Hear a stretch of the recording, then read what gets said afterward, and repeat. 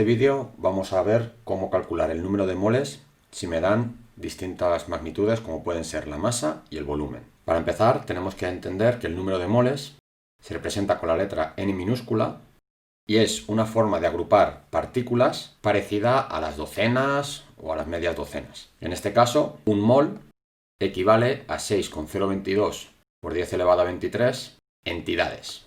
¿Qué quiere decir eso? Pues que si nosotros tenemos un mol de átomos, tenemos 6,022 por 10 elevado a 23 átomos.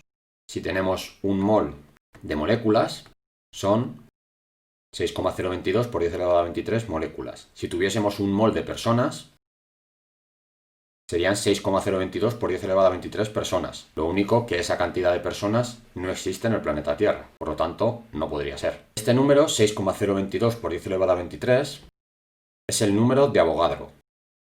Y con este número puedo relacionar el mundo microscópico con el mundo macroscópico.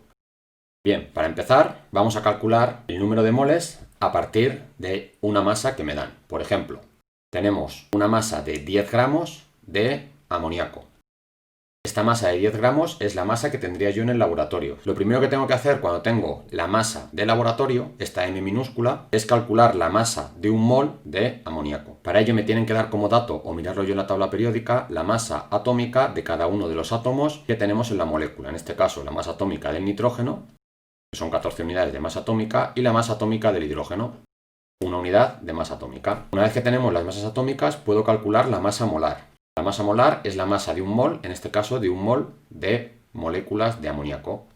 Para calcular la masa molar, lo que tengo que hacer es fijarme en la molécula y observamos que de nitrógeno tenemos un átomo solo y de hidrógeno tenemos 3. Eso lo indican los subíndices de la molécula. Por lo tanto, un átomo de nitrógeno, como cada átomo de nitrógeno son 14 unidades de masa atómica, puedo multiplicar 1 por 14 y sabré la masa que aporta el nitrógeno. Le sumo la masa que aporta el hidrógeno. En este caso hay 3 átomos de hidrógeno multiplicados por una unidad de masa atómica del hidrógeno. De esta manera tengo 14 más 3, 17. ¿Y cuáles son las unidades? Pues las unidades, aunque en la masa atómica utilizamos las unidades de masa atómica, cuando estoy calculando la masa molar, tengo que expresarlo en gramos. Así que la masa molar serán 17 gramos por cada mol. Es decir, un mol son 17 gramos. Para calcular el número de moles, por lo tanto, n minúscula, del amoníaco siempre, va a ser la masa que tengo en el laboratorio dividido entre la masa molar. Es decir, en este caso, 10 dividido entre 17. Y obtengo un número de moles de 0,588 moles de amoníaco en este caso. Una vez que tengo el número de moles, puedo calcular también el número de moléculas de amoníaco.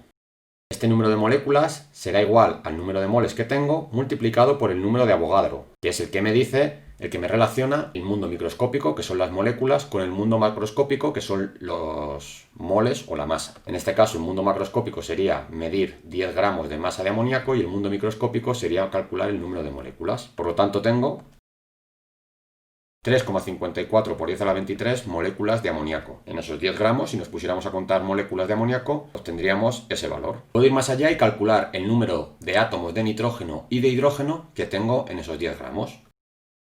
Si nos fijamos, en una molécula de amoníaco tengo solo un átomo de nitrógeno. Por lo tanto, como tengo 3,54 por 10 a la 23 moléculas, será un átomo que tengo en cada molécula multiplicado por el número de moléculas.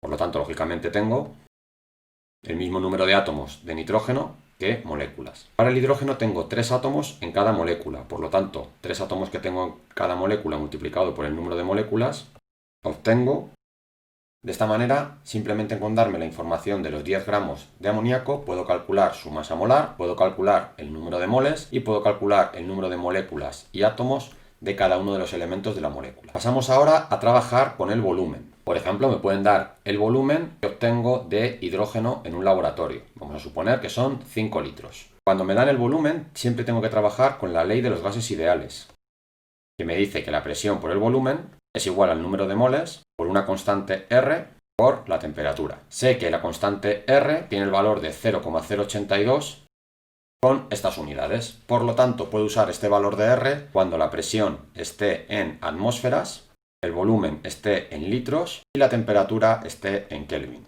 Si, por ejemplo, en este caso me dicen que el volumen son 5 litros y me dicen que la temperatura son 30 grados Celsius y la presión son 720 milímetros de mercurio, lo primero que tengo que hacer es transformar las unidades que me dan en atmósferas en el caso de la presión y Kelvin en el caso de la temperatura. De esta manera tengo que la temperatura a 30 grados Celsius son 303 Kelvin y la presión, 720 milímetros de mercurio, son 0,947 atmósferas. De esta manera, dado que ya tengo el volumen en litros, la temperatura en Kelvin y la presión en atmósferas, puedo calcular el número de moles que tengo en 5 litros de hidrógeno. Despejando de la ley de los gases ideales, el número de moles será la presión por el volumen dividido entre la constante R por la temperatura y ya puedo sustituir y obtengo un número de moles de 0,19.